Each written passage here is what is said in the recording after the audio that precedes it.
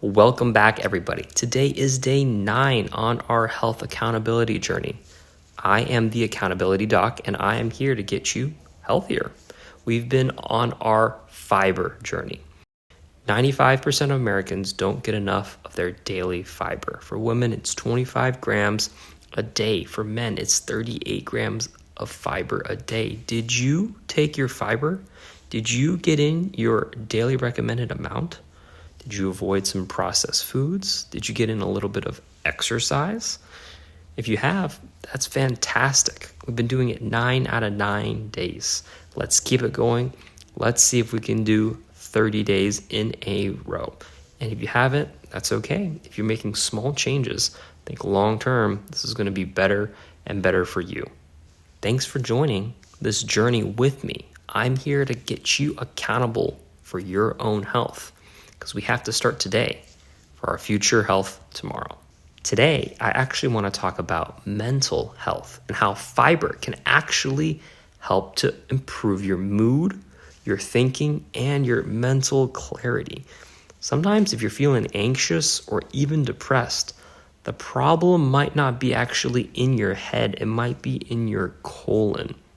We call serotonin the happiness molecule. And it's one of the hormones that is very important and vital to our mood. But your brain can't make enough of it on its own. It actually relies on your gut. Your gut makes serotonin, the happiness molecule, to help your brain. Your gut does. Okay? So there's a thing called the gut-brain axis, which is essentially a two-way connection between your brain and your gut. You got your emotional, your cognitive center, connected to your gut and what you eat, how they function. So when you add fiber to this connection, you're not just helping your digestion, you're actually changing your brain chemistry. And that's the part that surprises most people, all right? Your gut is not just for digesting food and getting nutrition into your body. Yes, it does that, but it does so much more. It's like a pharmacy. It makes serotonin, and about 95% of your body's serotonin, again, this is the feel-good hormone, it's produced in your gut, okay? 95% gut, not brain. Gut, not brain, right? And so that's pretty mind-blowing. Your gut is like your second brain in a sense.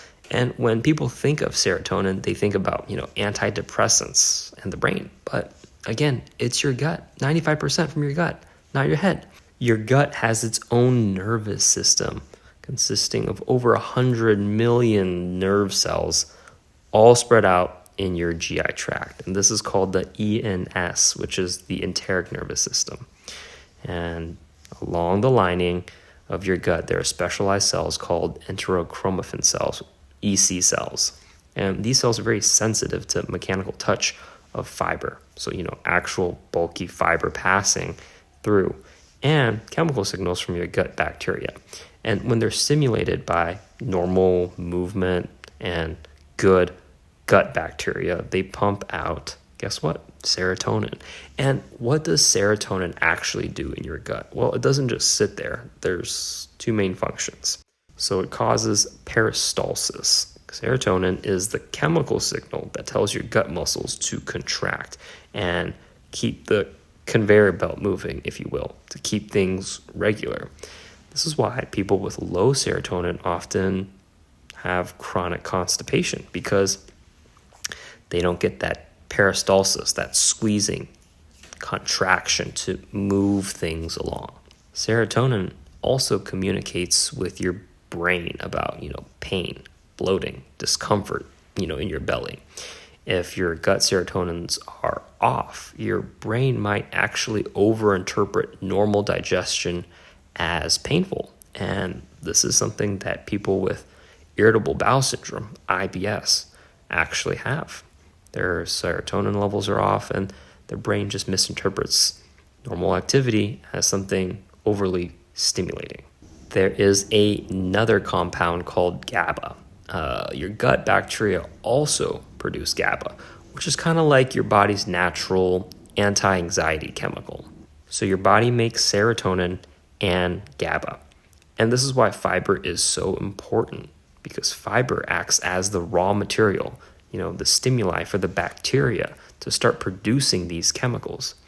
If you don't get enough fiber, your bacteria are not going to be happy. They're going to be hungry. They're not producing their short-chain fatty acids, these chemicals, and you get lower production of these happiness hormones. This is why gut health and mental health are really kind of connected, and they're more connected than most people think. Also, we talked about butyrate, which is a short-chain fatty acid that bacteria make when they get their fiber. Butyrate also crosses the blood-brain barrier. Once inside the brain, butyrate stimulates the production of BDNF, which is brain-derived neurotrophic factor. This is just a factor that helps your brain cells repair and grow new ones. So butyrate not only acts in your gut to strengthen that cellular connection to prevent, leaky gut and all the toxins from entering, leading to inflammation. It doesn't just act in your gut. It helps your brain too, through all these different mechanisms. So that's why fiber is so important. That's my rant for today. Today, quickly to recap my diet, I did hit my goal this morning. I had some eggs, I had some grits, I had some fiber bars. That was about 10 grams of fiber. Again, for lunch, I had some Greek food. I had a gyro with corn on the side and a bunch of carrots and peas for my vegetables. That was about 10 grams of fiber as well again. And then for dinner, I didn't eat too well. I had some pizza, but I did supplement it with a salad and avocado on the side. So again, trying to balance it out with 10 grams of fiber, breakfast, lunch, dinner. That'll get me to 30. And then I supplement it with my Metamucil, my fiber gummies, and fruit towards the evening. So that's another 10. So it gets me to over 40. I did it 9 out of 9 days. And you know what?